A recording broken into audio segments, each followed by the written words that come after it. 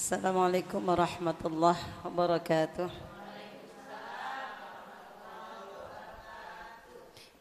Alhamdulillah rabbil alamin wa bihi nasta'in wa ala umuri dunya waddin wassalatu wassalamu ala asyrafil anbiya'i wal mursalin sayyidina wa maulana Muhammadin wa ala alihi wa sahbihi wa man tabi'ahum bi ihsan ila yaumiddin, amma ba'du. Allahumma rabbi shrah li sadri wa yassir li amri wahlul 'uqdatam min lisani yafqahu qawli wa saddid lisani wahdi qalbi bihaqqi sayyidina Muhammadir Rasulillah sallallahu alaihi wasallam. Walhamdulillahi rabbil alamin. Allahumma faqina fid din wa 'allimna al-hikmata at-ta'wil. Rabbi zidna ilma warzuqna fahma. Allahumma iftah 'alaina hikmataka wansur 'alaina min khazaini rahmatika ya arhamar rahimin. Allahumma nawwir qalbi binuri hidayatika kama nawwartal arda binuri syamsika abadan abada birahmatika ya arhamar rahimin. Subhanaka la ilma lana illa ma 'allamtana innaka antal alimul hakim. Amin amin ya rabbal alamin. Segenap para alim ulama, para asatidz yang sama-sama kita muliakan, wabil khusus Bapak Kiai Haji Mudi Al-Ansari selaku tokoh masyarakat, guru kita, orang tua kita. Mudah-mudahan kita doakan beliau selalu sehat, panjang umur dalam taat pada Allah Subhanahu wa taala. Dan yang sama-sama kita hormati Ketua Majelis Ta'lim Al-Azhar Ibunda Hajah Syarifah, mudah-mudahan selalu sehat, panjang umur. Dan juga orang tua kita, guru kita Ibu Hajah Maimunah, mudah-mudahan beliau juga selalu sehat, panjang umur dalam taat pada Allah Subhanahu wa taala. Dan keluarganya senantiasa dijadikan anak keturunannya saleh dan salehah. Amin. Ibu-ibu sekalian yang saya cintai, yang insyaallah kita semua sama-sama mudah-mudahan dirahmati oleh Allah Subhanahu wa taala dan dicintai dan dirindukan baginda Rasulullah sallallahu alaihi wasallam. Alhamdulillah, puji syukur pada Allah atas segala nikmat karunia yang Allah berikan kepada kita, sehingga pada siang hari ini alhamdulillah kita masih diberikan umur panjang, sehat walafiat, dan juga bisa duduk di majelis ilmu ini. Mudah-mudahan ini semua akan menjadi amalan kita, tambahan amal baik kita di hadapan Allah Subhanahu wa taala. Amin ya rabbal alamin. Salat dan salam tercurah pada kekasih Allah baginda Rasulullah sallallahu alaihi wasallam beserta para keluarga, para sahabat, dan juga kita semua selaku umatnya, yang mudah-mudahan kita semua akan menjadi umat Rasulullah yang kelak akan mendapatkan syafaatul uzma dari baginda Rasulullah sallallahu alaihi wasallam. Amin ya rabbal alamin. Maaf suaranya masih serak melulu, kenapa tahu ya?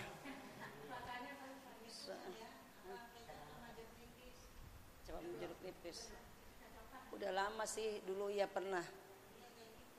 Seraknya nggak hilang-hilang.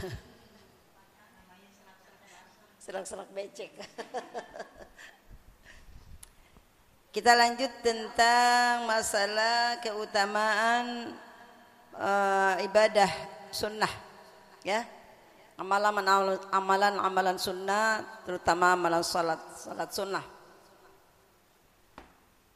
Kemarin sudah sampai dengan salat sunnah 4 rakaat, ya, yang dilakukan kalau dia melakukannya di dalam rumah dengan tidak ada orang lain yang melihat kecuali Allah dan malaikat, maka Allah akan jauhkan dari sifat nifak, kemunafikan, kekafiran, dan melakukan perbuatan bid'atul dhalalah.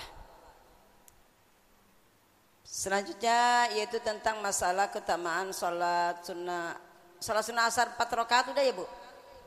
Udah ya. Bismillahirrahmanirrahim. Qala al-muallif rahimahumullah wa nafa'ana wa bi'ulumi amin amin ya rabbal alamin. Bismillahirrahmanirrahim. Wa qala sallallahu alaihi wasallam, man shalla ba'dal maghribi raka'ataini qabla ayyatakallama kutiba fi 'illiyyin. Nabi sallallahu alaihi wasallam bersabda, barang siapa orang yang salat sesudah maghrib 2 rakaat sebelum dia berbicara. Maksud sini berbicara tentang hal-hal yang tidak ada manfaatnya ya, seperti ibu ngomel-ngomel dulu gitu ya, atau apalah sesuatu hal yang bukan kebaikan ya. Kutiba fi illiyin, maka orang yang seperti ini dicatat amal ibadahnya dalam kitab illiyin. Kitab illiyin itu adalah suatu tempat, yaitu penyimpanan atau tempat Allah mengumpulkan untuk amalan-amalan soleh. Kemudian dilanjutkan dengan sholat sunnah awabin. Ya, jadi habis sholat maghrib 2 rakaat, habis kita wirid, kemudian kita sholat sunnah ba'diyah maghrib, kemudian lanjut dengan sholat sunnah awabin. Atau ada yang bilang sholat sunnah subutul iman. Ada juga yang nyebutnya sholat hifdzil iman. Itu sama. Ya, dilakukan 12 rakaat kalau mampu. 6 rakaat. 2. Ya, 2 enggak apa-apa daripada enggak. Ini kan namanya juga sunnah. 2 lakukan dengan membaca, bacaannya sama. Masih ingat apa, Bu? Qul hu 6 kali, kemudian Al-Falaq sekali, An-Nas sekali. Doanya masih ingat?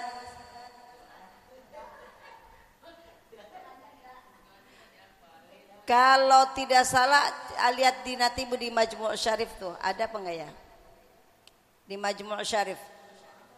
Doa salat sunnah awabin. Doanya sedikit sih, Ibu, enggak banyak.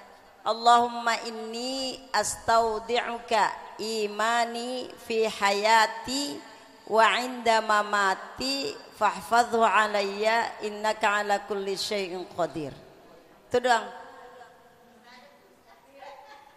Gak ada simai ya? Ini ada Bu RT. Bu RW. Ya, ntar saya di WA ke Bu Nurjana, Bu RW kita. Biar Ibu, kalaupun Ibu nggak hafal bisa dilihat. Ntar fotokopiin. Ya. Boleh. Karena habis sholat tuh Ibu nggak hafal misal. Ya nggak apa-apa, dibaca, dilihat doanya. Doa apa aja Ibu nggak apa-apa, Ibu sambil lihat daripada salah bacaannya. Jangankan dihafal, dibaca aja salah, masih banyak salah kan. Mendingan dilihat aja. Kan gitu ya, kita masih banyak salah-salah kan. Ya, daripada salah, dia mendingan dibaca aja dah. Termasuk sholat duha juga kalau memang belum hafal itu, sampai sekarang belum hafal, dibaca, dilihat. Nggak apa-apa.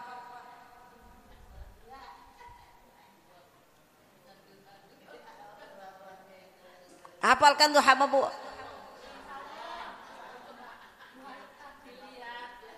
Allahumma inna duha duhauka wal baha bahauka wal jamal jamaluka wal qudrata qudratuka wal quwata quwatuka. Terus wal ismata ismatuka. Allahumma in kana rizqi fis sama'i fa anzilhu wa in kana fil ardi fa akhrijhu wa in kana mu'siran fasayyirhu wa in kana haraman fatahhirhu wa in kana ba'idan faqarribhu wa in kana qalilan fakaththirhu wa in kana kathiran fabarik li fihi ilayya haitsu kuntu kana waj'al ya ulya bil istinta'i innaka lakulli syai'in qadir bihaqqi dhuhaika wa bahaika wa jamalika wa quwwatika wa qudratika wa ismatika atini ma ataita ibadakas salihin. Allahumma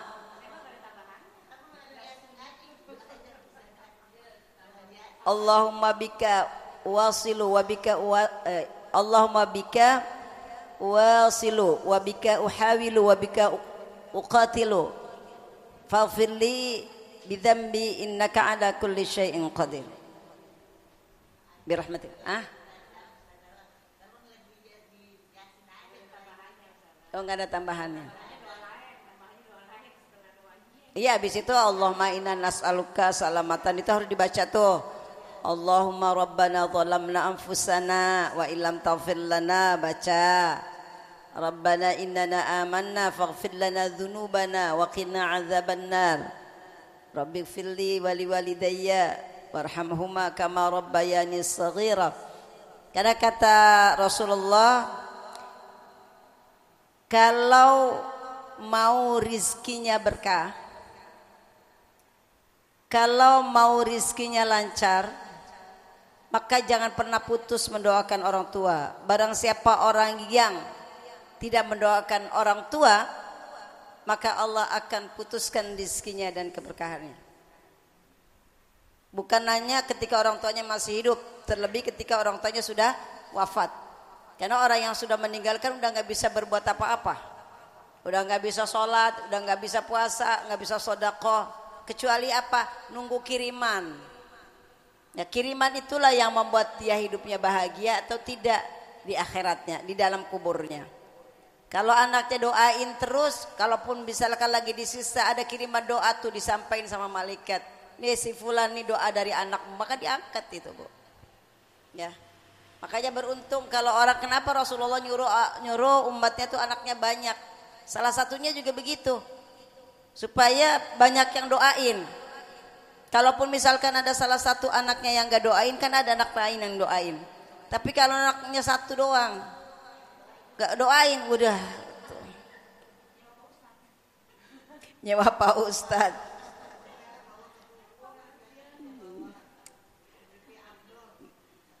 Afdol itu sebenarnya anak sendiri. Karena dalam hadisnya juga kan gak yadu'u ustadzah, yadu'u ustad, yadu'u kiai, enggak. Tapi illa min thalathin sadaqatin jariyatin aw ilmi yuntafa'u bi waladun salih yad'u lah. Bukan yad'u ustad, bukan yad'u kiai, bukan yad'u ustadzah, tapi yad'u lah. Doa anak yang soleh soleha. Jadi ibu kalau misalkan ibu takut dah doanya salah, gitu ya. Kalau dengan bahasa Arab nggak bisa, bahasa Indonesia Allah paham, nanti disampaikan sama Allah melalui malaikatnya. Yang utama tuh sebenarnya lebih afdol itu anaknya sendiri yang doain. Yang ada di kita kan gitu, kalau mau ziarah kubur nyari ustadz, lebih afdol katanya. Kan ibu juga suka ngaji, bacain aja Yasin, bacain surat Al-Ikhlas. Iya. Baca tahlil kan bisa, tahlil la ilaha illallah, la ilaha illallah. Walaupun gak berurutan, yang penting itu doa yang baik, nyampe. Nah kalau ibu misalkan mendingan ngasih Pak Ustadz aja lah. Yang Pak Ustadz yang doain. Pak Ustadz kan orang lain ada, bukan pertalian secara nasab keturunan. Memang boleh kita minta tolong sama orang lain kalau memang kitanya nggak bisa sama sekali. Kita kan bisa baca Quran, bisa baca doa, bisa nggak bisa macam-macam, baca Rabbighfirli wa liwalidayya warhamhuma kama rabbayani shaghiran yang banyak. Ada baca surat Al-Ikhlas, ya Allah niatkan saya baca surat Al-Ikhlas untuk orang tua saya. Saya nggak bisa Ustaz Al-Ikhlas, kadang-kadang nggak hafal, saya bacanya Fatihah bacain berkali-kali. Itu akan menjadi kebaikan untuk orang tua kita. Andaikan orang tua kita sedang disiksa pun, maka orang tua itu akan diangkat oleh Allah. Bahkan kalau kita bacain surat Al-Fatihah, Fatihah itu kan ummul Quran, induknya Al-Quran, ibunya Al-Quran, semua itu tercangkup dalam surat Al-Fatihah. Semua kitab Allah yang Allah turunkan, termasuk Zabur, Taurat, Injil, Al-Quran, itu tercangkup dalam surat Al-Fatihah. Jadi kalau ibu baca surat Al-Fatihah itu berarti itu udah baca semua kitab yang Allah turunkan. Karena semua cangkupan seluruh kitab yang Allah turunkan itu ada di dalam surat Al-Fatihah. Makanya kenapa saya suka agak rewel, Bu, baca Fatihahnya yang benar. Fatihah, benerin Fatihah aja dulu.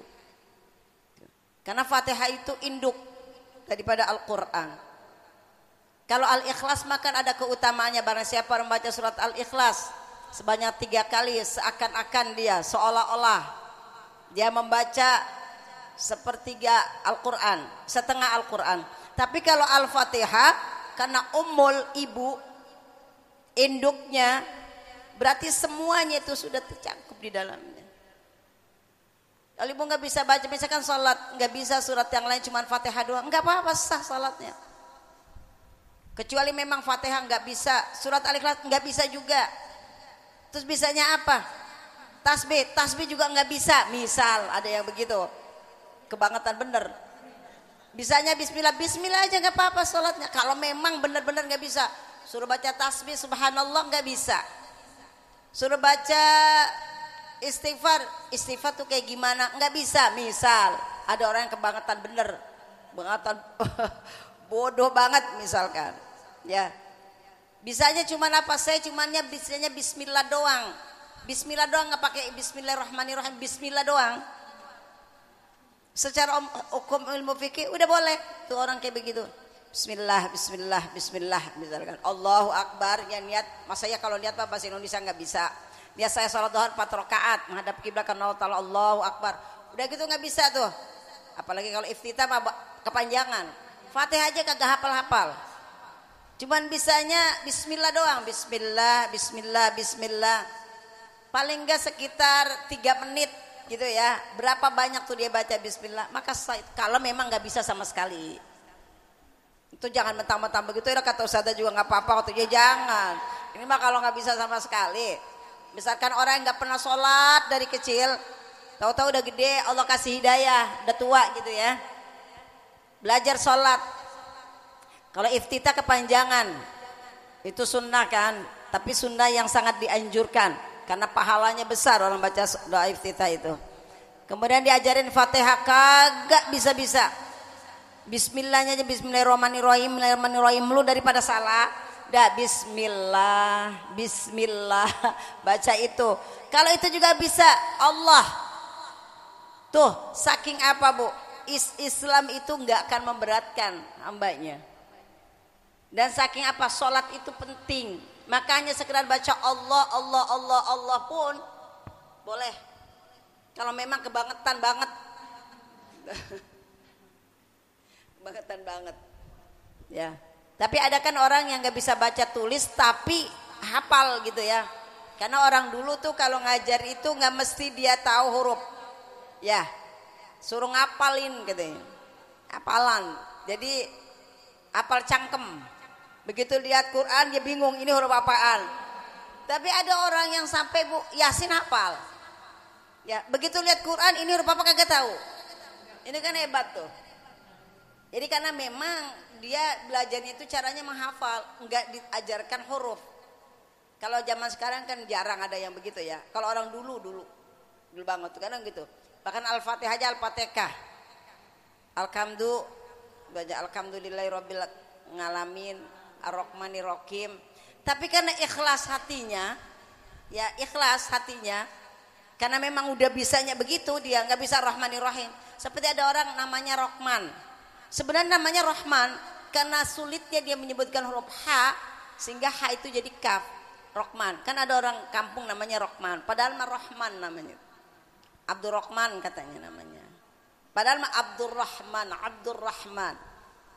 Karena dia sulit membaca huruf Ain dan huruf H, akhirnya Abdurrahman. Kalau ya jadi kaf, H jadi kaf. Boleh nggak tuh kalau yang begitu? Kalau memang sudah nggak bisa dirubah, itu kan dialek ya, atau setiap daerah itu lahjanya beda-beda. Kayak Bandung, Allah tuh Allah, ya. Kalau orang Jawa ngalamin itu ain itu nga gitu ya. Karena memang sudah logat seperti itu. Tapi itu bisa dirubah kalau memang dia mau untuk merubahnya. Kalau orang Badui itu Badui, kalau di Arab itu Badui. Badui itu kalau qaf itu dia nggak bisa, qaf itu, kum itu, dia nggak bisa qaf itu, gak pakainya. Kul jadi gul, karena udah dialek seperti itu, ya. Jadi kalau kita sholat dengan sempurna, yang terutama Fatihah aja itu harus betul-betul diperbaiki dan jangan pernah sholat itu cepat. Fatihahnya cepat. Enggak, soalnya Ustazah ditungguin. mau ngaji ada tahlil harus baca tahlil, mimpin yasin, akhirnya bacanya cepetan. Salat itu kan doa, as-salatu doa, salat itu doa, ya. Jadi jangan cepet-cepet. Kalau ada orang cuma nunduk langsung bangun gitu, kayak capung cebok, ya nggak tahu apa bacaannya tuh. Salat itu kan kita lagi mendekatkan diri kepada Allah, taqarrub kepada Allah. Jadi sebisa mungkin, semaksimal mungkin untuk kita lambatkan bacaan kita. Kita kan lagi bermunajat memohon sama Allah. Termasuk ibu mungkin semua juga udah tahu tuh ketika kita sujud di terakhir. Salat apa aja? Baik salat sunnah maupun salat wajib. Ketika di sujud terakhir itu sesudah kita membaca subhana rabbiyal a'la wa bihamdi, kemudian kita mohon sama Allah, Allahumma inni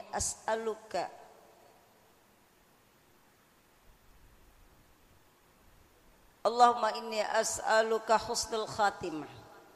Allahumma rzuqni taubatan nasuha qabla al-maut.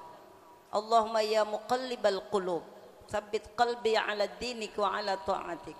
Allahumma Allahumma rzuqni makhrajan 11 kali. Itu setiap salat sujud yang terakhir dibaca tuh, Bu. Ya. Baik salat sunnah maupun salat wajib. Dibaca tuh. Allahumma inni as'aluka husnul khatimah. Ya Allah, aku meminta kepadamu wafatkan aku dalam husnul khatimah. Kalau misalkan ibu nggak bisa doa bahasa Arabnya, bahasa Indonesia tapi di hati, jangan diucapin. Kalau pakai bahasa Arab diucapin. Tapi kalau bahasanya bahasa Jawa, bahasa Indonesia, dalam hati jangan diucapin. Karena sholat itu tidak boleh pakai bahasa selain bahasa Arab. Tapi kalau bahasa Arabnya tadi boleh diucapin. Ya, Allahumma rzuqni taubatan nasuha qablal maut. Ya Allah, karuniakan aku rizki bertobat, taubatan nasuha sebelum aku wafat. Pakai bahasa Indonesia tuh, dalam hati. Kemudian Allahumma ya muqallibal qulub, tsabbit qalbi ala dinik wa ala ta'atik. Wahai zat yang membolak-balikan hati, maka tetapkan aku dalam keadaan taat dan ala dinik wa ala ta'atik, atas agamamu dan juga taat kepadamu. Nabi saja yang sudah maksum ketika sholat sujud terakhir baca itu, Bu. Allahumma ya muqallibal qulub, tsabbit qalbi ala dinik wa ala ta'atik. Apalagi yang sekelas kita. Ya. Nabi saja yang sudah dijamin oleh Allah masuk surganya, dijamin imannya nggak bakalan berubah.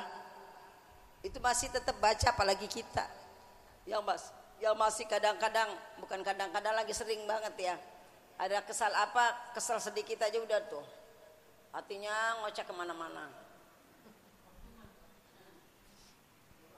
Dikasih hujan dikit aja udah hatinya kemana-mana ngomongnya.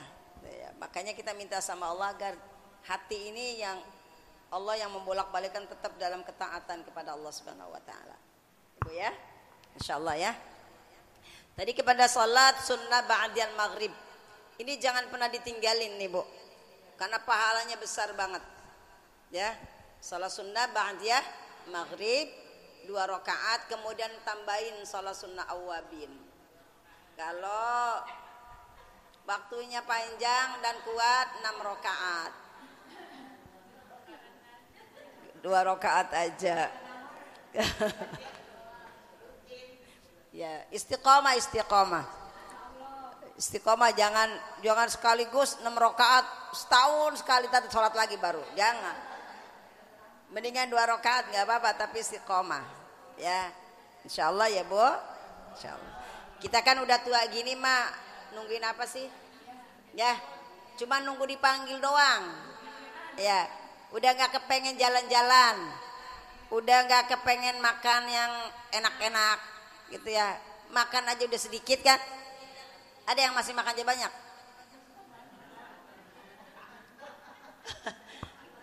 Ada nggak yang masih makannya banyak dan makan banyak, Bu? Kita mah udah seumur segini makannya dikit. Yang penting bisa tegak aja untuk sholat. Jangan banyak-banyak makan juga, karena kalau kebanyakan juga kalau orang seumur udah kita itu yang ada bala ngantuk. Ini kata Nabi dalam hadis dikatakan yang paling aku takutkan, yang paling aku takuti dari umatku adalah mereka yang besar perutnya. Karena orang yang besar perutnya itu maksudnya begini, bukan karena maksudnya orang yang doyan makan. Bukan karena gemuk. Kalau ada orang gemuk juga nggak doyan makan, ya Bu. Oh, orang gemuk nggak doyan makan malah. Maksudnya di sini adalah orang yang doyan makan. Kalau orang doyan makan biasanya cepat ngantuk mulu. Ya bawaannya kan gitu ya. Ini yang paling aku takutin kata Nabi. Kenapa orang yang banyak tidur itu dia banyak lupa sama Allah. Makanya kan Nabi itu kalau makan, Nabi itu makannya sehari 2 kali doang. Kita berapa kali sehari? 3. Belum ngemil. Kalau sarapan pakai lontong belum makan katanya kan. Dari pagi belum makan, baru makan lontong doang. Nah lontong apaan tuh? Kadang-kadang kita begitu ya. Lontong tuh dibilang bukan makan, baru makan lontong doang. Bahasanya belum nendang kalau bukan makan nasi katanya. Baru makan mie doang. Padahal mie juga kenyang kan. Nabi tuh nggak pernah makan sebelum lapar. Kita makan pokoknya kalau udah waktunya makan, mau lapar mau kagak makan. Ya kan? Sarapan itu walaupun belum lapar, kadang-kadang makan aja.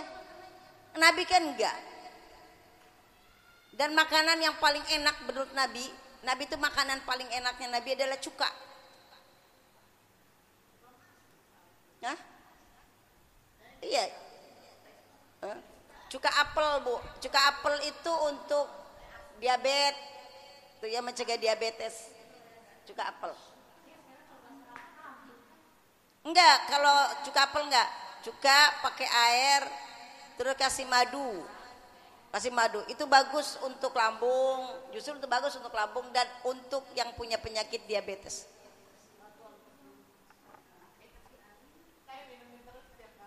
Iya cuka apel. Sekali berapa? Iya pagi sama malam. Enak kan rasanya? Kalau pertama iya Ibu. Enggak. Kan pakai campur air hangat. Pakai 1 sendok aja cukanya, kasih air hangat. Kalau Bu mau pakai madu. Tapi kalau udah biasa enggak sih enak. Tapi itu makanan yang paling Rasulullah suka itu cuka. Nabi itu kalau makan roti pakai cuka. Tuh. Itu Nabi, Bu. Karena Nabi itu nggak perlu dengan makanan enak di dunia, yang penting di surga nanti. Kalau kita kan nggak bikin nanti gampang gimana nanti aja. Jadi kalau belum lapar jangan makan, dan Nabi itu berhenti sebelum kenyang. Kalau belum Kenapa Nabi dikatakan bashar walaisa kal bashar? Nabi itu manusia tapi bukan manusia biasa. Nabi itu seumur hidup nggak pernah dahak, gitu nggak pernah. Itu Nabi nggak pernah. Kemudian Nabi itu nggak pernah buang angin. Karena Allah tidak menginginkan Nabi itu mengeluarkan suatu hal yang bau. Kalau kita mah nggak buang angin, kembung. Karena kita makannya segala macam dimakan. Dan makannya yaitu nggak pakai aturan. Biar kata udah sarapan ada bakwan. Nabi itu kalau makan cuma 1 lauknya. 1 doang. Kalau kita tuh kalau makan sama ikan, makan sama ikan kayaknya nggak enak kalau nggak ada sambel. Ada sambalnya nggak enak kalau nggak ada kerupuk. Udah berapa tuh lauknya? Udah 3. Jauh banget kita ngikutin sunnah Rasul. Ya Bu. Nabi tuh kalau udah makan nasi misalkan sama tempe, ya udah itu aja. Nggak nyari sambelnya mana. Kalau kita mah enggak. Ada sambel, ada tempe, ada ikan asin, ada sayur asem. Udah berapa macam itu, nggak bisa ngikutin cara makannya Nabi. Nabi itu begitu makannya. Kita kan selalu minta, ya Allah pertemukan aku dengan Nabi. Bisa ketemu sama Nabi, bareng-bareng sama Nabi. Dari cara makan aja susah banget ngikutin Nabi. Nabi kalau makannya sama garam ya udah sama garam, udah itu lauknya tuh. Kita mah kalau sama garam, sama garam doang. Nyari cabai rawit. Gak ada lauknya kata. Padahal itu garam itu lauk. Tuh ya. Jadi jauh banget kita mau ngikutin sunnah Nabi. Makan sama rendang aja merendang. Cari lagi tuh. Saya nangka. Ya, kondangan semua tuh dimasukin loh. Akhirnya nggak habis, nggak dimakan. Kan mubadzir itu. Padahal kita tahu innal mubadzirina kanu ikhwanas syayatin, tapi masih aja kita ngelakuin itu tuh. Nah besok-besok mah kalau kondangan sesuaiin dengan kemampuan perut kita aja Bu. Jangan karena lihat makanannya banyak, ya namanya juga hajatan pasti banyak lah. Jangan semuanya dimasukin ke piring. Rendang, sayur sop, capcay, ayam, sate, masya Allah tuh yang mau dimakan yang mana? Ini mah emang ini mau udah niat bener di kondangan mau makan. Ya, jangan kayak gitu ya Bu ya. Kita udah ngaji. Kalau dulu belum ngaji nggak apa-apa. Sekarang mah udah sering duduk di majelis ilmu, udah tahu artinya harus dirubah itu semua. Kemudian juga kalau diundang itu jangan suka masukin makanan dalam tas. Nggak boleh Bu. Ya, yang ibu bawa dari tempat kondangan dikasih ke anak ke cucu barang yang haram. Ibu kalau mau makan sekenyangnya aja di situ. Kan orang kondangan tuh bukan disuruh bawa pulang, makan di situ. Selamat menikmati, nikmati di situ. Bukan kecuali ada situ silakan bawa pulang, nggak masalah. Ya. Ya kan mama kayak begitu. Udah makan ada lewatin es krim, minta es krimnya bawa pulang. Yang makan anaknya cucunya, ya Allah kesian kita Bu sama anak cucu kita dikasih yang bukan yang halal.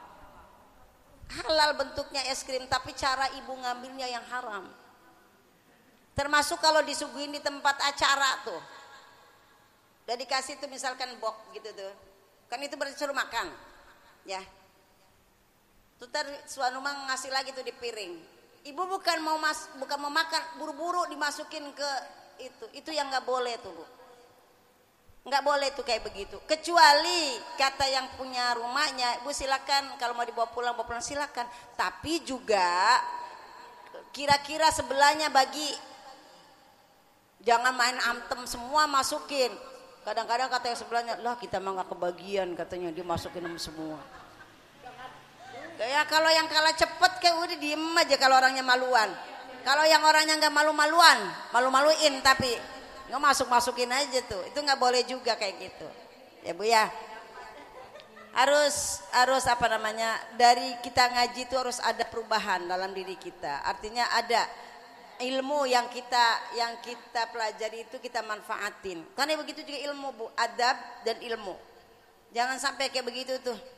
Karena ada satu tempat Ibu itu udah jadi apa namanya? Udah jadi bahan pembicaraan umum gitu. Pokoknya kalau ada majelis salim dari daerah situ udah pasti. Kalau ada acara pasti pada rakus banget. Itu jadi bahan dan memang begitu. Saya pernah diundang untuk ngisi di tempat itu disuguhin di tempat saya, di depan saya. Saya kan orangnya nggak suka masukin ke dalam itu saya, karena saya tahu kalau ustadzah udah pasti beda lain loh. Jadi ya kalau mau saya makan paling juga satu gitu.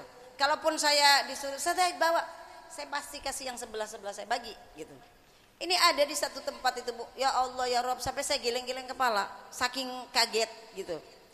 Asal datang langsung baru habis masukin. Datang lagi langsung astagfirullahaladzim. Saya jadi ya Allah ternyata orang-orang jamaah cerita itu bukan cerita bohong, karena begitu saya lihat ya kayak begitu. Jadi udah keciri banget nih kalau dari daerah ini kalau diundang udah pasti kayak begitu. Jadi jangan ya, mudah-mudahan di sini enggak. Insyaallah, amin. Jadi kayak jangan begitu. Jadi kita dikenal sama Rasul bukan dengan akhlak seperti itu, tapi akhlak yang baik gitu. Yang pertama itu adalah akhlak. Akhlak itu di mana aja orang mulia itu bukan karena ilmu, Tapi orang mulia itu karena akhlak.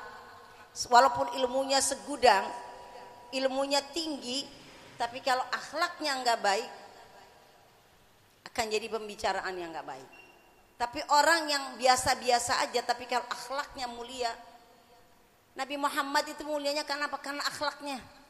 Nabi Muhammad nggak bisa baca, nggak bisa tulis, tapi karena kemuliaan akhlaknya membuat Nabi Muhammad begitu dijunjung tinggi, dihormati baik oleh kawan maupun lawan. Itu kan apa? Akhlak. Kan ada, kita juga lihat ada penceramah, masya Allah pintar banget, dalilnya keluar terus. Tapi kalau ketika ceramah, kadang-kadang kaki taruh di atas, bahasanya yang kurang, itu kan menunjukkan adab, akhlak. Ya. Jadi yang pertama yang kita utamakan adalah akhlak. Tutur kata kita, ucapan kita. Sebaik apapun diri kita, kalau akhlak kita enggak baik, orang enggak akan melihat kita dengan rasa menghormati gitu.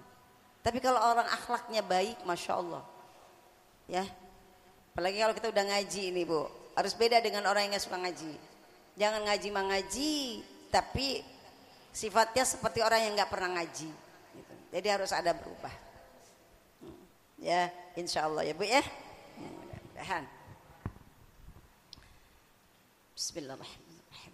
Wa qala sallallahu alaihi wasallam, man shalla arba'a rakatin ba'da al-'isya'i qabla an yatakallama fa ka'annama adraka lailatal qadri fil masjidil haram. Barang siapa orang yang salat 4 rakaat sesudah Isya, sebelum dia berbicara apapun, faka'annama adraka lailatul qadri, seakan-akan dia mendapatkan lailatul qadar, dan itu di Masjidil Haram. Bahkan di hadis yang lain dari Aisyah yang diriwayatkan oleh Imam Tirmidzi, bahwa Rasulullah itu ketika salat Isya, kemudian Rasulullah melaksanakan salat 4 rakaat sesudah Isya dan ditutup dengan witir, dan Rasulullah tidur. Jadi bukan habis sholat Isya tuh nggak usah melakukan aktivitas lain, yang lebih baik tuh enakan tidur supaya bisa bangun malamnya lebih cepat. Jangan tidur setengah 12, jam 12, akhirnya begitu untuk tahajud ngantuk. Apalagi yang suka nonton TV. Udahlah, setua kita mah udah nggak waktunya kayak begitu-gituan. Udah tinggalin dah kalau mau tidur nonton TV. Ya. Bukan berarti nggak boleh hiburan, silakan hiburan, nggak apa-apa. Jangan mengganggu kita untuk mendekat kepada Allah. Karena kalau orang tidurnya malam jam 12, saya yakin nggak bisa bangun jam 2 atau jam 3 malam, jam 3 pagi. Pasti bangunnya pas adzan, kalau nggak jam 4. Jam 4 udah mepet, udah nggak bisa ngapa-ngapain. Karena sekarang subuhnya jam 4 lewat 15 ya. 15 lewat 20. Karena zuhur aja jam 12 kurang 15. Ya. Jadi kalau di sini masih ada nggak yang suka nonton TV, Bu? Kalau malam? Nah. Masih ada yang suka nonton sinetron?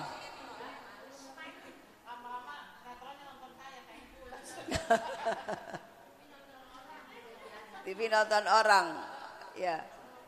Kalau masih seumur kita masih demen namanya nonton Korea, drama Korea. Saya seumur-umur gak pernah tuh lihat drama Korea tuh kayak bagaimana. Katanya rame, gak tahu tapi ngebela-belain. Saya ada Bu, jamaah saya demen sama bola.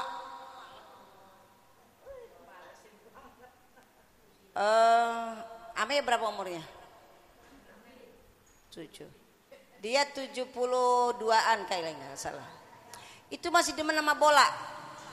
Pokoknya kalau ada bola badminton, biar tengah malam dia bangun. Saya tanya, sholat dulu nggak, Baji? Kadang-kadang nggak usah, udah main, kata astagfirullahaladzim. Dia jangan dong, bangun malam tahajud dulu lah, walaupun 2 rakaat baru nonton bola tuh, lalu nonton badminton. Sayang kan bangun malam cuman liatin hal begituan. Memang buat hiburan, tapi juga jangan sampai ninggalin untuk bekal kita. Nggak bakalan nanya malaikat tuh kemarin badminton siapa yang menang, nggak akan ditanya. Karena tsumma alunna yawma idzin 'anin na'im. Kemudian kamu akan ditanya oleh Allah. Pada hari nanti ditanya oleh Allah, nikmat yang Allah berikan itu untuk apa? Nikmat umur yang Allah berikan untuk apa? Banyakan mana nonton TV dengan baca Al-Quran? Ya. Quran itu harus ditunaikan haknya. Karena Al-Quran itu punya hak. Minimal 100 ayat setiap hari. Itu minimal. Kalau ibu baca Yasin, kelasnya udah 83. Berarti kurang berapa tuh? 17. Tambahin surat yang lain supaya 100. Itu minimal 100 ayat setiap hari. Itu berarti sudah menunaikan haknya Al-Quran. Maka ketika Al-Quran itu tidak ditunaikan haknya, Al-Quran itu nanti akan nanya sama kita. Ditanya nanti kita. Kalau ibu misalkan, sudah saya bisanya Yasin tok, Al-Ikhlas bisa nggak? Bisa. Tambahin Al-Ikhlas. Mau 10 kayak mau 11 kayak. Al-Ikhlas kan 3 ayat ya. Kalau 4 kali 10 40 udah cukup loh. Baca Yasin kemudian baca Ikhlas 10 kali. Tuh, jadi udah 100 lebih. Jangan sampai enggak dibaca tuh Quran setiap hari. Kalau lagi malas-malas saya sambil wiridan aja Al-Ikhlas tuh. Ya, insyaallah ya Bu ya. Mudah-mudahan agar apa? Hati kita enggak mati. Gak mati dari mengingat Allah dan Rasulullah. Karena sholat kita gak bisa jadi andalan kita. Sholat kita masih banyak lalai. Sholat kita masih banyak sering kita mengundur-undur waktu, mengulur-ulur waktu sholat. Yang bisa kita andalin adalah cuman syafaat Rasulullah. Dengan apa? Banyak sholawat. Kalau kita tadarus Al-Quran misalkan wirid Al-Quran gak bisa, sholawatin banyakin sholawat.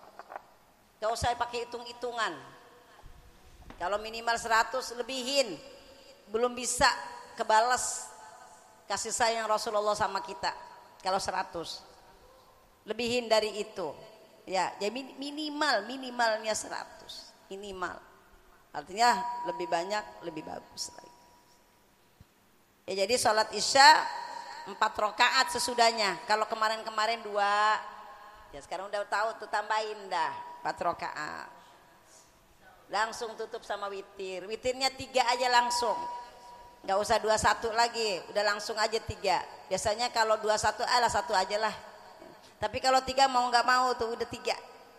Udah witir. Nanti kalau bangun malam enggak usah witir lagi.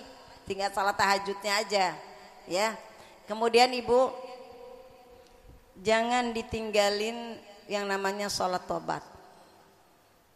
Setiap hari sholat tobat itu. Mau ibu malam ngerjainnya silahkan. Misalkan malam gak kebangun, ya waktu sholat duha kerjain. Sebelum duha sholat sunnah wudhu, kemudian sholat tobat, kemudian duha. Atau mau ibu balik gak masalah. Yang penting setiap hari tobat sama Allah. Mentobati segala dosa-dosa kita yang pernah kita lakukan. Ya. Waktu muda kita belum menutup aurat kita, itu kan dosa tuh. Kita ya di rumah pakainya juga you can see. Ya you can see. Tank top, talinya 1 ya. Belum pakainya hot pants, celana pendek, udah paha kemana-mana tuh. Saya ingat sama orang Betawi bilang ke anaknya, gini kata bapaknya, lu katanya ke pasar beli cabe 2.000 lu minta dibungkus. Nah lu sendiri katanya ke pasar kagak dibungkus, dibuka-buka. Itu kan omongan begitu tuh ya nyelkit banget tuh Bu. Kalau kita beli cabe 2.000 pengennya dibungkus kan. Lah lu sendiri katanya nggak dibungkus badan lu. Maksudnya pakai pasar pakainya segini. Kan ini keteknya kemana-mana.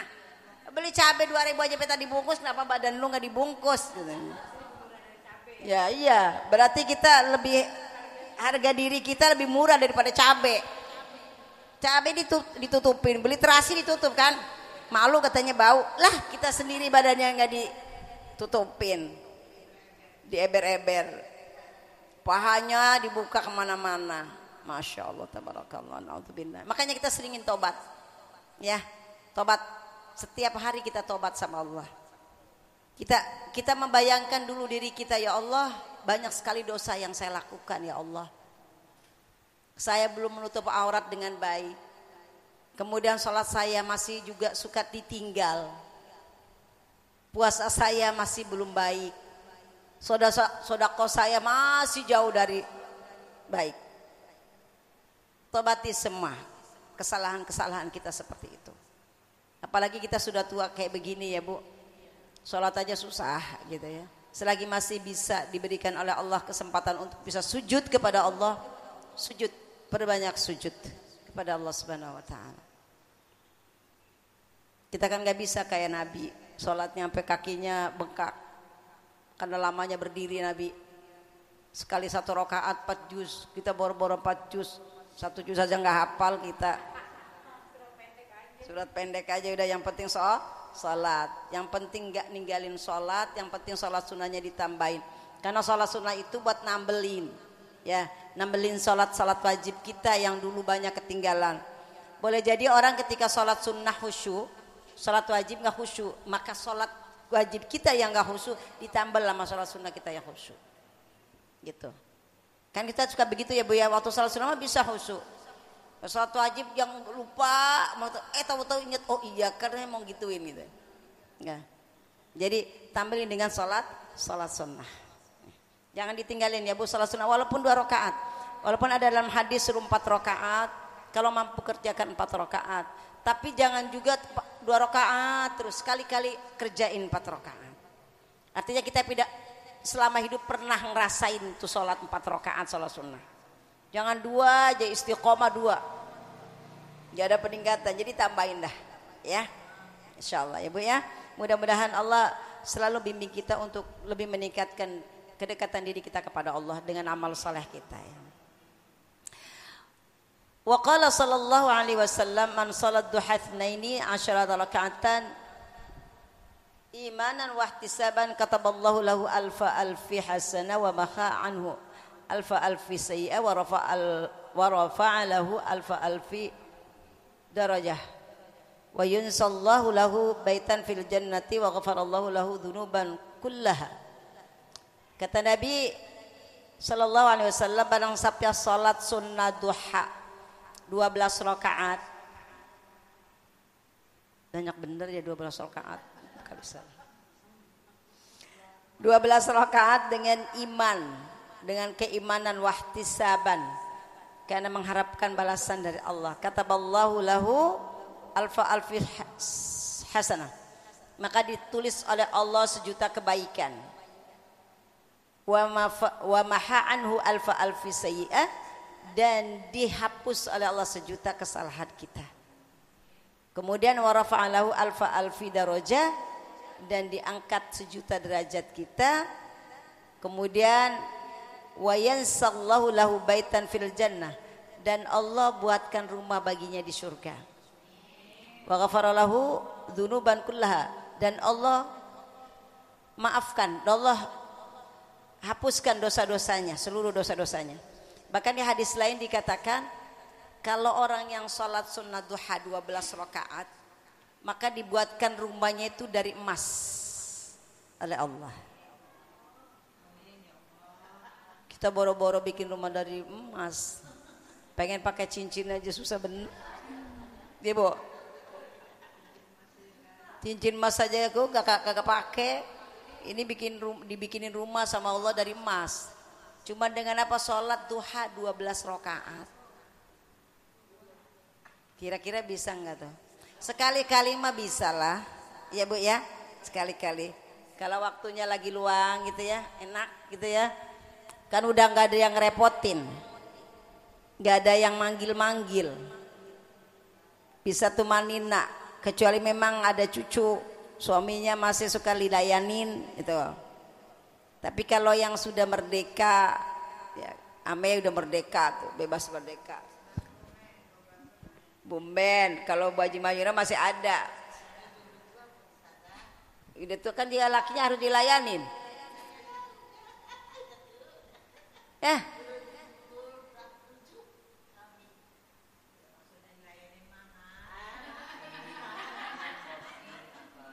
Iya dilayanin ngopi segala makan mah ya kan.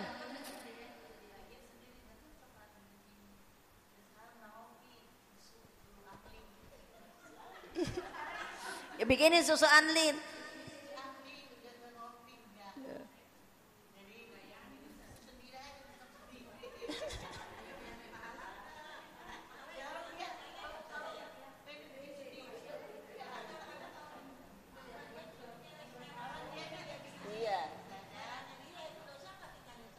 Kalau suaminya ikhlas maridho gak apa-apa.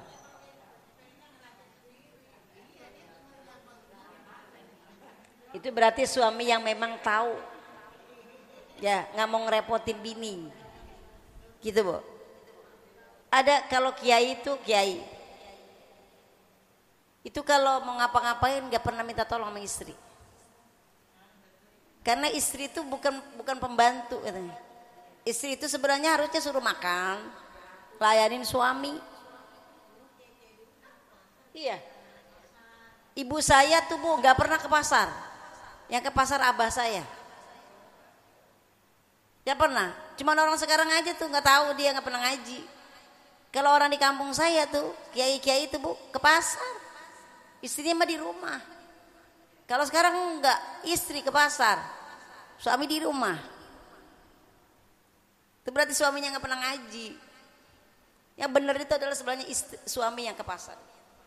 Ya, karena kan yang di pasar itu banyaknya yang jualan juga laki-laki. Terus kalau laki-laki mah ke pasar tuh nggak pakai dandan.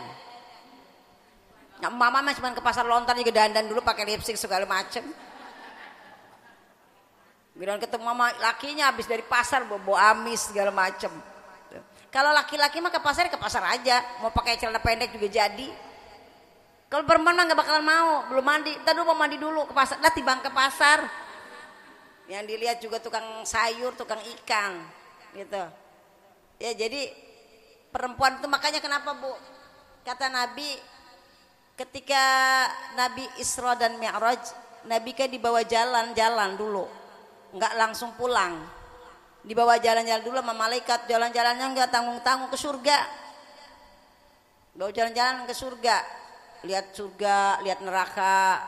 Ternyata di neraka banyaknya kaum perempuan. Makanya Nabi itu yang paling dikhawatirkan Nisa, hati-hati wahai perempuan. Nabi itu yang dipanggil itu ummati dan perempuan. Karena itu perempuan. Ya, banyakan riba, banyakan gak bersyukur sama suami. Kadang-kadang ngeluh, banyak ngeluh sama suami, gak syukur sama suami. Suami dulu waktu kerja iya, begitu suami gak kerja, lu jadi laki gak berguna amat sih. Nah tuh, naudzubillah min dzalik. Itu ada yang suka begitu sama laki. Itu namanya tuh perempuan yang nanti akan masuk neraka kayak begitu tuh. Banyak Bu, ada di sini.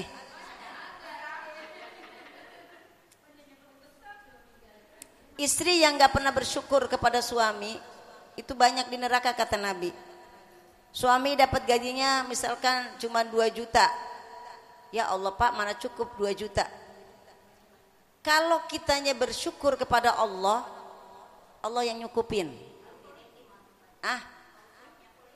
Kalau suaminya pelit, nih ibu boleh kita ngambil uang suami kalau suaminya memang pelit.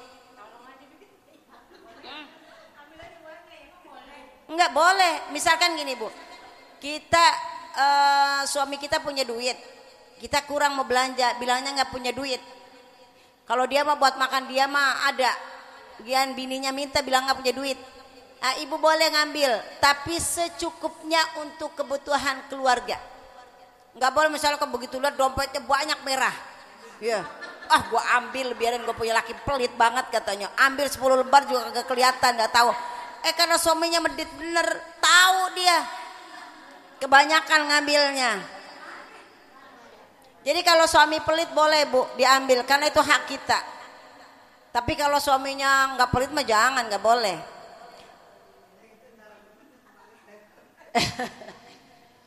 Atau ibu suka ngodok apa ngerogohin kantong laki tuh, ya ada yang suka begitu.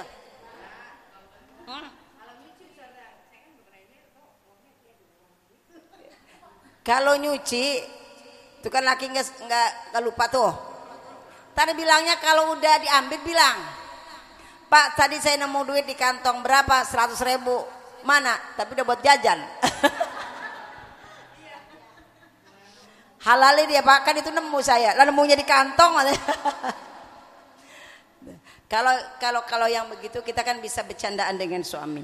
Tapi kalau yang ini nyuri itu nggak boleh Bu, walaupun punya suami, kecuali tadi suaminya yang pelit. Ya, ada suami kan modelnya pelit banget.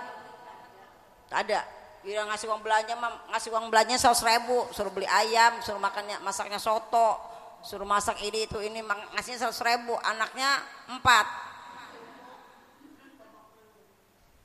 Dari mana nomokinya? Bininya nggak kerja, kecuali istrinya kerja nggak masalah. Istrinya nggak kerja 100.000, anaknya 4, belum jajan sekolah segala macam, lakinya pengen makannya enak-enak. Ini namanya laki nggak tahu diri. Jangan dibawa, nyarinya susah.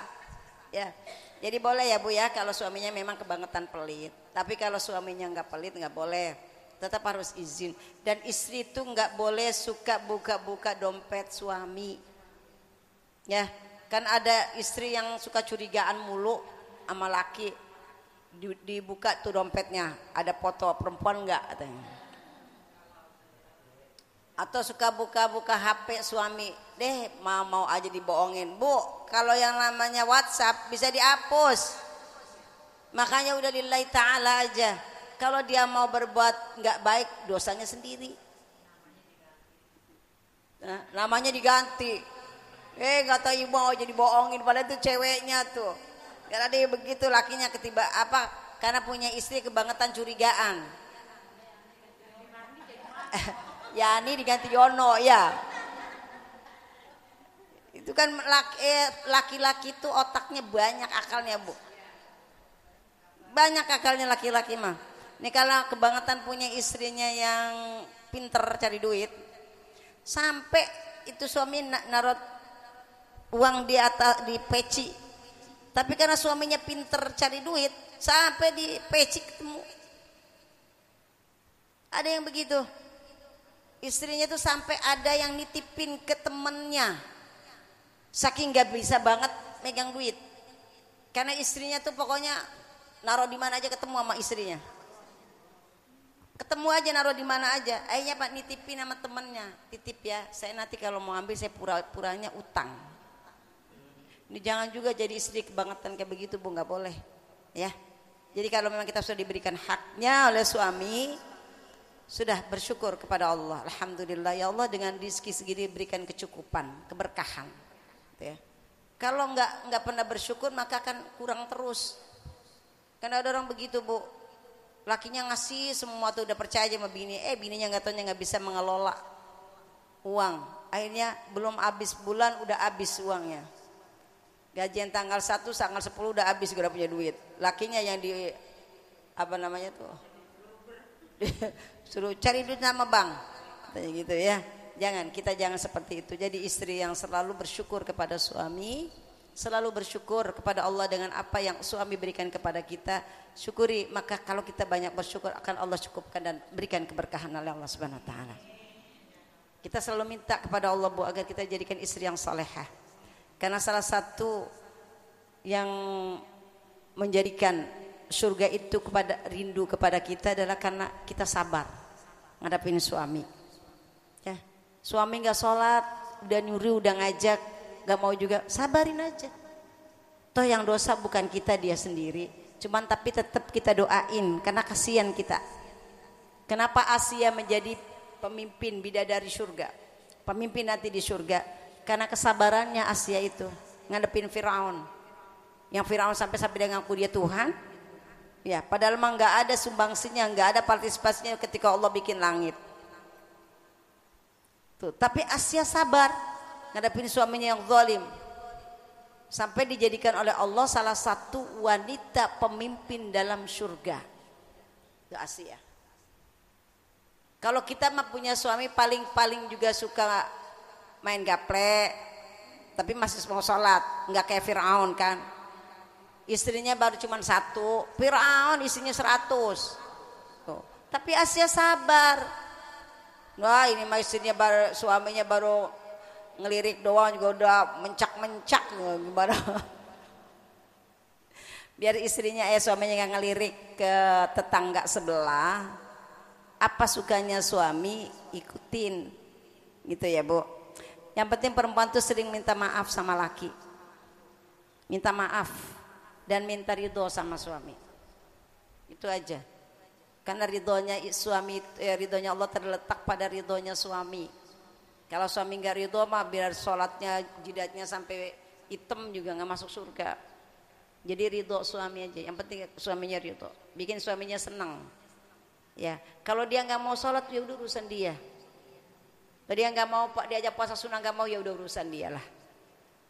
Nafsi aja gitu. Tapi tetap hormati dia sebagai suami, tetap kita minta ridhonya sama suami. Ibu, mudah-mudahan nih pelajaran hari ini bisa kita laksanakan, kita bisa melakukannya. Pertama apa tadi Bu? Salat sunnah ba'diyah maghrib 2 rakaat. Salat sunnah ba'diyah isya 4 rakaat. Kemudian salat sunnah duha. Kemudian yang minggu yang 1 bulan yang lalu tentang salat asar 4 rakaat. Ya, qabliyahnya 4 rakaat. Ini kita kerjain insya Allah. Apa tuh? Ba'diyah apa? 2 kan yang 2-nya mah salat awabin. Kan beda niatnya. Yang 2 niat saya salat sunnah ba'diyah maghrib 2 rakaat karena Allah Ta'ala menghadap kiblat karena Allah Ta'ala salam. 4 isya 4 ya. 12 rakaat. Kalau ibu duhanya berat 12 rakaat, 2 juga nggak apa-apa. 2, 4, 6, 8, 10, 12, 4. Udah 4. Yang penting istiqomah, jangan 12 cuma setahun sekali ngerjainnya. Ya kalau sekali-kali 12 rakaat nggak apa-apa, tapi yang istiqomahnya misalkan 4 rakaat, ya 4 rakaat kerjain. Ya. Hah?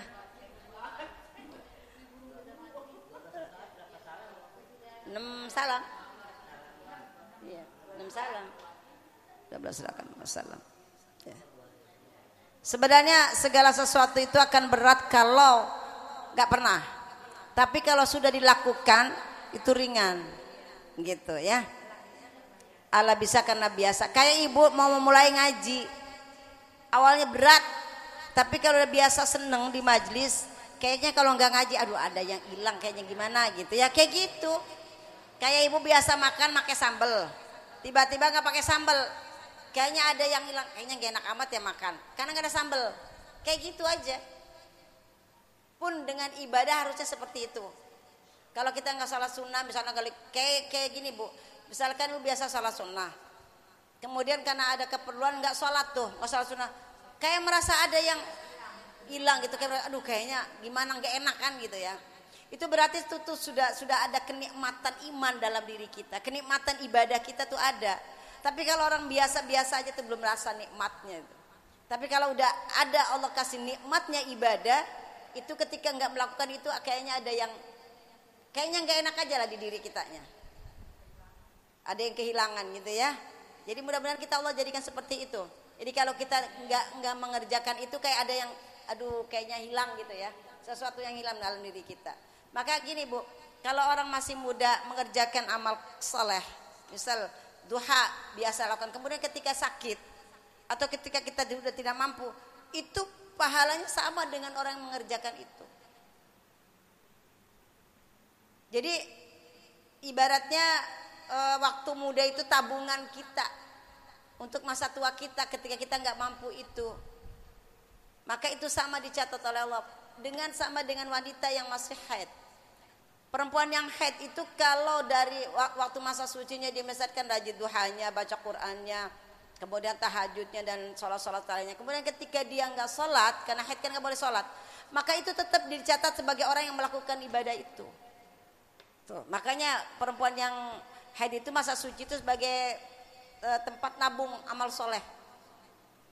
Sama dengan kita nih udah tua nih, waktu masa muda kita dulu, ketika kita sudah melakukan sholat yang banyak gitu ya, baca Quran dan lain, maka ketika saat ini kita sholatnya cuma mampunya wajib saja, sunnahnya kadang-kadang kerjain, kadang-kadang enggak karena faktor kesehatan kita ya, karena kadang-kadang asam uratnya lagi kumat nggak bisa sholat lama-lama gitu ya, maka itu sama dicatat oleh Allah insya Allah sebagai orang yang melaksanakan sholat sunnah ya, insya Allah ya Bu ya.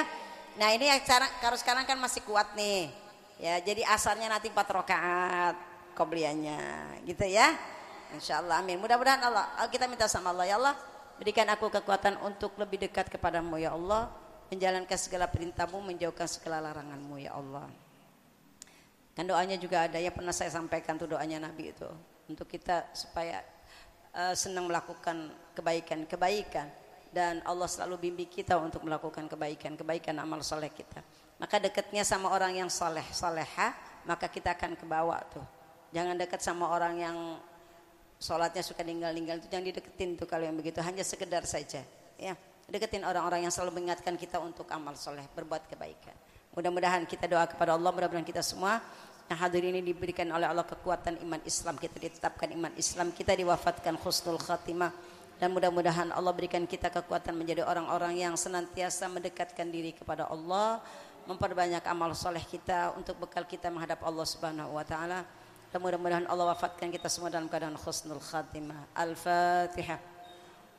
A'udzu billahi minasyaitonir rajim. Bismillahirrahmanirrahim. Alhamdulillahi rabbil alamin, arrahmanir rahim, maliki yaumiddin. Iyyaka na'budu wa iyyaka nasta'in. Ihdinas siratal mustaqim. صراط الذين أنعمت عليهم غير المغضوب عليهم ولا الضالين آمين. رب اغفر لنا ولوالدينا وارحمهم كما ربونا صغارا آمين. استغفر الله العظيم من كل ذنب عظيم وأتوب إليه. الحمد لله رب العالمين حمدا شاكرين حمدا ناعمين حمدا يوافي نعمه ويكافئ مزيده. يا ربنا لك الحمد ولك الشكر كما ينبغي لجلال وجهك الكريم ولعظيم سلطانك. اللهم صل على سيدنا محمد صلاة تنجينا بها من جميع الأهوال والآفات وتقضي لنا بها من جميع الحاجات وتطهرنا بها من جميع السيئات وترفعنا بها عندك على الدرجات وتبلغنا بها الصلغية من جميع الخيرات في الحياة وبعد الممات. إنك سميع قريب مجيب الدعوات ويا قاضي الحاجات. اللهم أصلح ذات بيننا وألف بين قلوبنا واهدنا سبل السلام ونجنا من الظلمات إلى النور وجنبنا الفواحش ما ظهر منها وما بطن.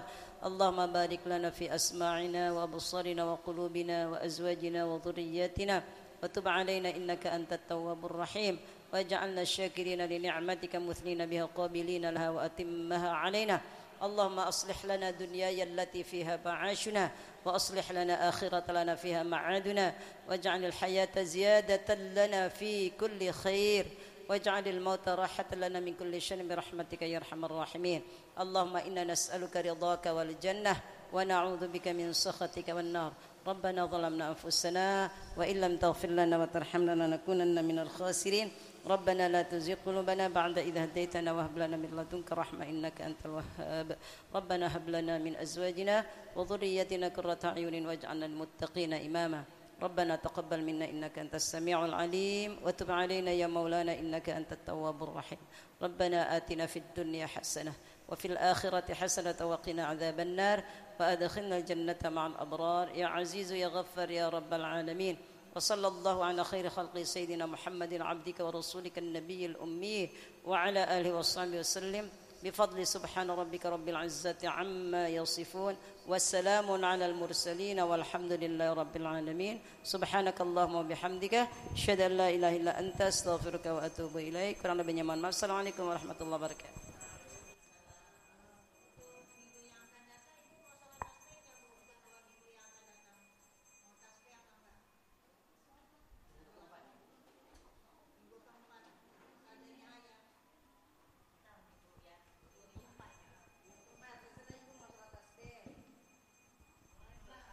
Waalaikumsalam warahmatullahi wabarakatuh. Terima kasih kepada Ustazah Nihaya yang telah memberikan pelajaran-pelajarannya semuanya kepada kita semuanya, dan kita bisa dapat mengerti dan mengamalkannya. Amin amin ya rabbal alamin. Assalamualaikum warahmatullahi wabarakatuh.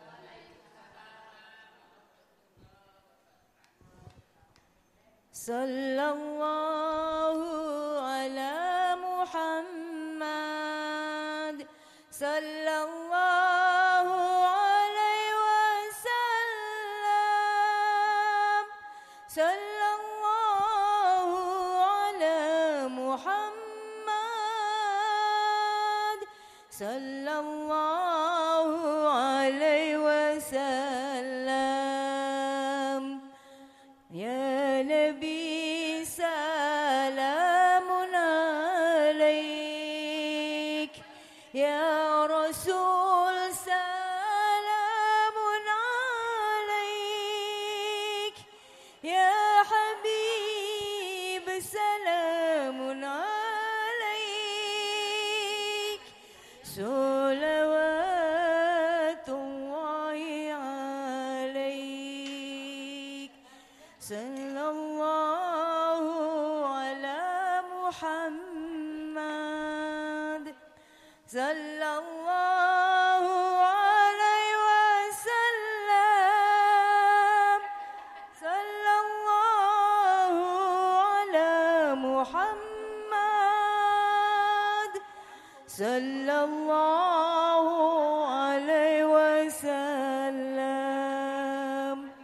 Allahumma salli wa sallim wa barik alaihi.